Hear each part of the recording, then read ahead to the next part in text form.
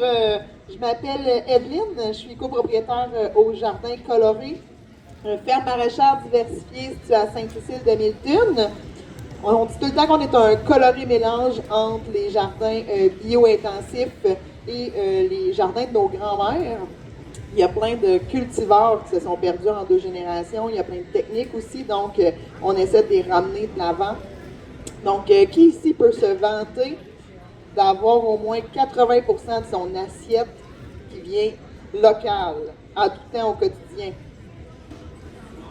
75? 50? 25%? À peu près? Puis là, quand je parle de local, je parle de dans notre région, ici.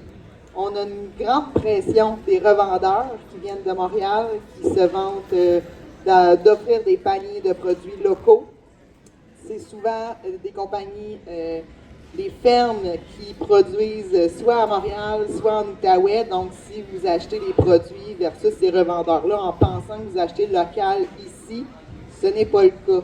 À ma connaissance, je ne connais pas de collègues producteurs maraîchers qui vendent à ces compagnies de revendeurs-là. Donc, parlez à vos producteurs, c'est super important. Le manger local et de saison, on l'entend partout, mais dans le concret, c'est quoi? Si on recule de 2 générations, en fait, c'était le mode de vie de nos grands-parents. Ils ne se posaient même pas de questions, vivaient avec les saisons, vivaient avec ce qui était là. Dans le fond, y a-t-il quelqu'un ici qui connaît quelqu'un qui est mort de ne pas avoir mangé de tomates en janvier? Tout le monde survit, là. On n'a pas besoin de tomates en hiver, je ne dis pas de pas en manger, là. T'sais, moi aussi, j'ai des rechutes, des fois, là. Une petite tomate cerise en janvier, ça fait du bien. Mais il y a tout le temps place à l'amélioration. Puis, je vais essayer de vous montrer un peu pourquoi et comment manger local. Puis, surtout, c'est que c'est possible ici, parce qu'on a une super belle région, pleine de producteurs passionnés, motivés de vous nourrir à l'année. Donc, on va les encourager. Puis, je vous jure qu'il y a d'autres choses que des navets, des oignons et des patates. Là. On n'est plus au temps de nos grands-parents. Là, j'ai mes notes, parce que c'est pas mon quotidien de vous jaser ça comme ça en conférence. Pourquoi manger local et de saison? Premièrement, le goût. Nous, nos légumes sont récoltés à maturité. Ce qui est importé est récolté immature. Premièrement, pour que ça survive au transport, que ça se tienne. Et c'est souvent issu de semences qui ont été modifiées justement pour que ça tienne au transport. Ensuite de ça, c'est l'économie locale. Hein? Plus d'argent pour le producteur.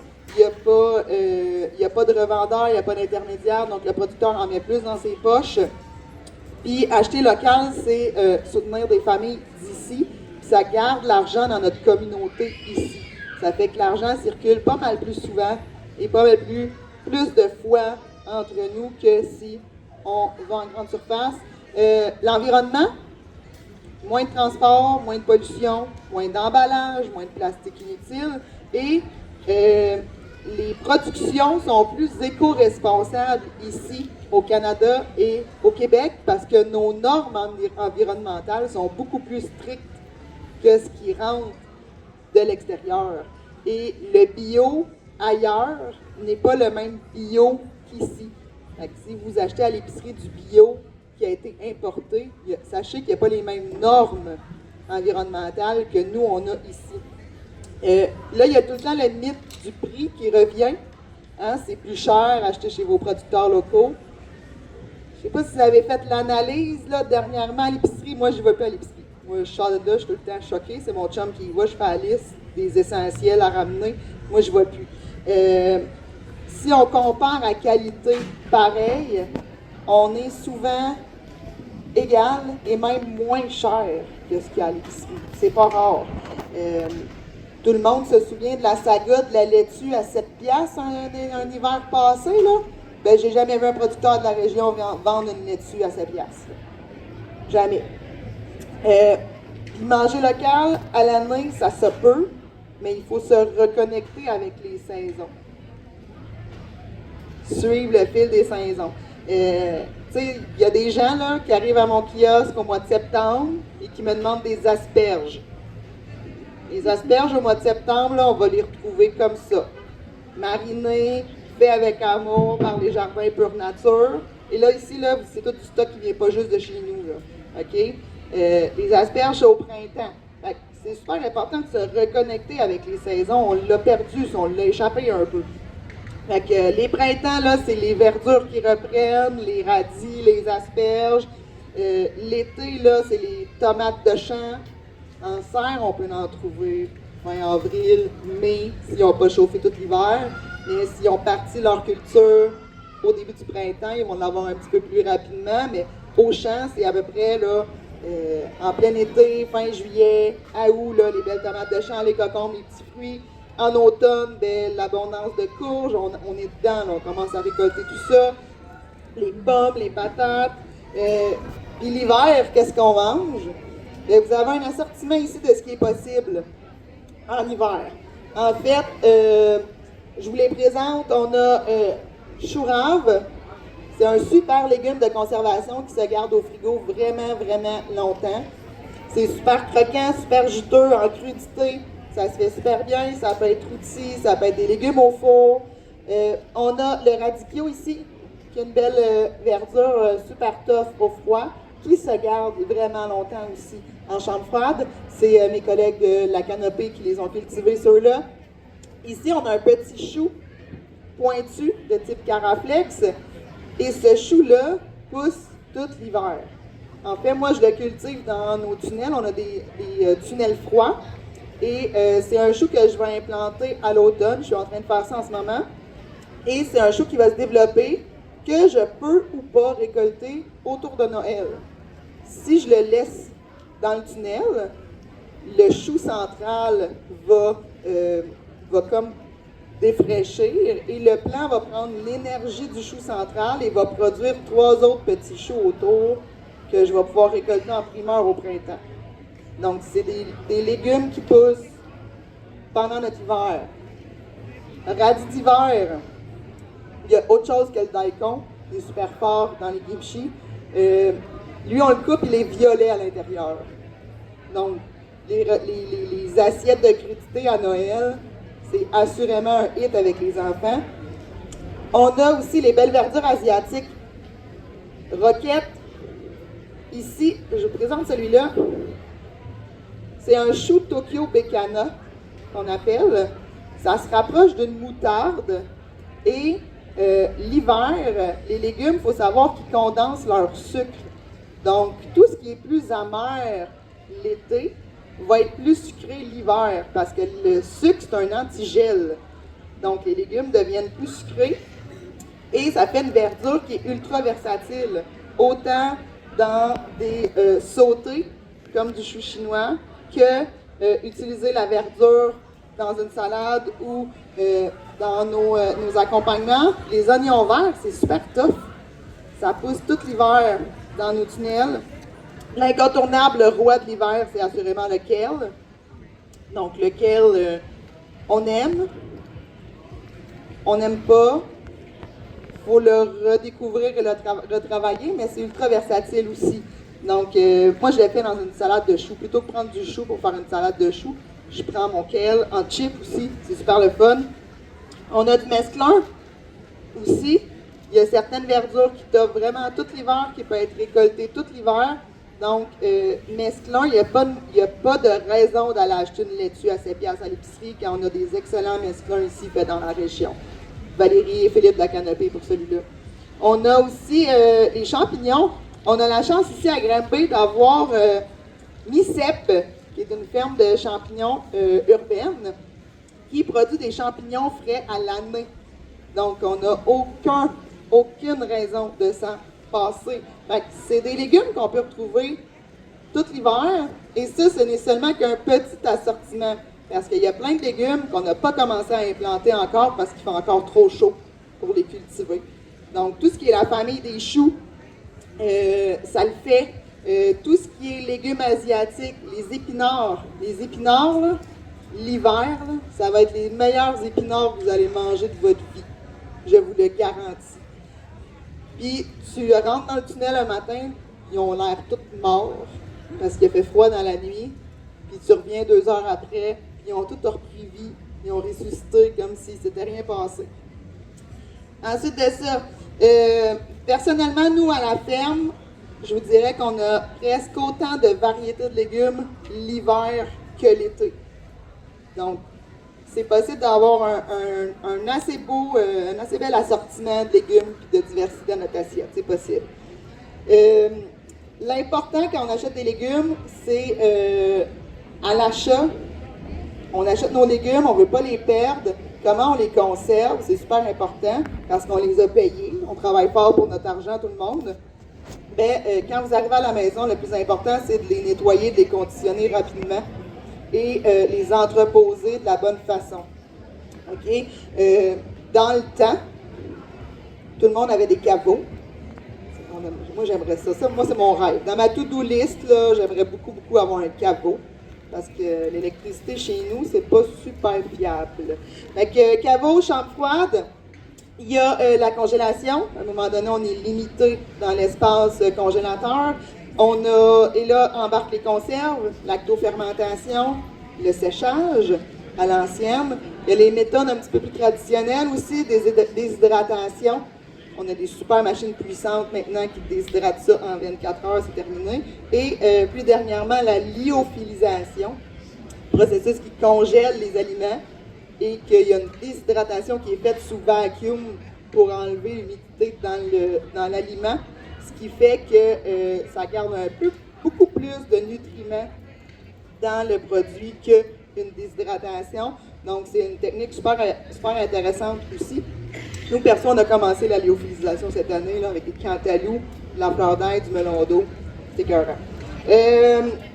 Si jamais là, vous voulez un petit truc et un petit guide facile sur notre site internet, j'ai fait une grille avec tous les légumes que nous, on produit à la ferme et quand on peut les trouver, sous quelle forme. Donc, c'est quelque chose qui est facile. Et là, ça, c'est juste ce que nous, on produit. Là. J'ai des collègues qui pourraient en faire aussi.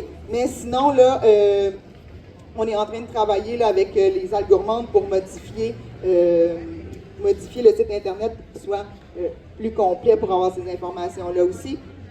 Fait que ça vous permet là, de planifier vos repas avec ce qui est disponible vraiment sur le marché chez vos producteurs.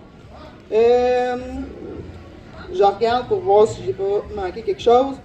Good! Comment on intègre ça au quotidien? En fait, c'est qu'on va planifier selon la saison. On ne mangera pas les mêmes repas qu'on mange l'été et l'hiver. Donc, ça nous permet de moduler nos repas. En fait, on va adapter avec ce qui pousse maintenant plutôt que la recette du chef à la mode. Puis pour vrai, là, le jour où tous les chefs qui ont une tribune vont se donner le mandat de cuisiner local de saison à l'année, notre agriculture au Québec va se porter beaucoup mieux. Mais c'est ça. Moi, j'ai une petite tribune, eux autres, ils en ont une grande. Ça va partir par eux, je pense. Donc, moi, je voulais vous présenter mes livres, parce que moi aussi, là, je parle de ça, mais moi aussi, je manque d'idées, là. On cherche tout ce qu'on veut faire à souper. Donc, je vais vous présenter mes petites pépites d'or québécoises dans la littérature qui m'aident beaucoup. Celui-là, ici, c'est la saison des légumes de Marie-Ève Savaria. C'est une ancienne maraîchère qui a fait des abonnements de panier légumes. Elle a décortiqué vraiment tous les légumes qui sont possibles au Québec. Et moi, ce que j'aime, c'est qu'elle les a séparés par famille. Donc, elle permet les remplacements. Si on n'a pas ça, on peut le remplacer par ça. Donc, c'est un livre vraiment super intéressant que j'aime beaucoup. Il y a assurément les manger locales de Julie Aubé 1 et 2, des incontournables. Selon les saisons, elle fait le tour. OK, en ce moment, c'est la saison de ça. Voici ce qu'on cuisine, voici comment on les transforme, voici comment on les conserve. Donc ça aussi, là, c'est intéressant. Cuisiner sans recette. Moi, ça, je trouve ça très drôle parce que vous voyez comment il est sale et crotté. Ben, je l'ouvre tout le temps parce que je regarde les recettes qu'il y a dedans. Fait que c'est un peu drôle d'avoir un livre cuisiner sans recette tout le temps, s'y référer. Mais ça aussi, toutes les bases Moi, ça, je dirais que c'est le livre à donner à nos enfants qui partent en appartement, là. Ça, là, toutes les bases de pain, les bases de sauce, les bases de vinaigrette, de marinade, c'est super intéressant. Et elle aussi, c'est faite par Véronique Bouchard, qui est une maraîchère aussi, dans le coin de l'Outaouais, si je ne me trompe pas, là, mais dans ce coin-là. Donc, super intéressant. Et ceux qui veulent transformer un petit peu plus, il y a les Miss Conserve aussi, que j'aime beaucoup. C'est sûr qu'il y a le gros livre de Bernardin, là. Mais si on ne veut pas faire 75 pots de sauce à spaghetti, ralentir le format, là, c'est plus adapté pour la petite famille, celui-là. Fait que c'est les livres que j'aime beaucoup, que je fouille dedans, à retrouver des idées, puis m'aider à passer les légumes, parce qu'on en a, hein, on se dira. Fait que il y a aussi de redécouvrir nos traditions culinaires. On a tout un vieux livre de recettes de nos grands-mères qui traînent à quelque part, là, ou des petits bouts de papier écrits avec la recette de grand-maman. Pourquoi pas les remettre au bout du jour avec des produits différents, des nouvelles verdures ou des diversités qu'on a en ce moment. Et là, comment économiser en mangeant local? Première chose, c'est d'être des bons clients. Ouais, j'ai dit ça fort. C'est sûr que si je ne vous connais pas, puis vous arrivez à mon kiosque, puis vous me dealez un cocombe à 1$, ça se peut vous le faire plus cher. Ça se peut. Fait que créez un lien avec vos producteurs. Donc, tu sais, moi, je ne veux pas vendre à tout prix. Je veux vendre aux bons clients qui apprécient ce qu'on fait, qui apprécient notre travail. Fait que, on risque d'être plus généreux que si on se fait dealer par quelqu'un qu'on connaît pas. Suivez vos producteurs sur les réseaux sociaux. Et ça vaut pour toute production confondue, là. Suivez les infolettes. C'est souvent là qu'on va publier nos deals, nos surplus, nos rabais. C'est souvent par là que ça va passer. Puis, en nous suivant sur nos réseaux sociaux, sachez que maintenant, Facebook nous monétise.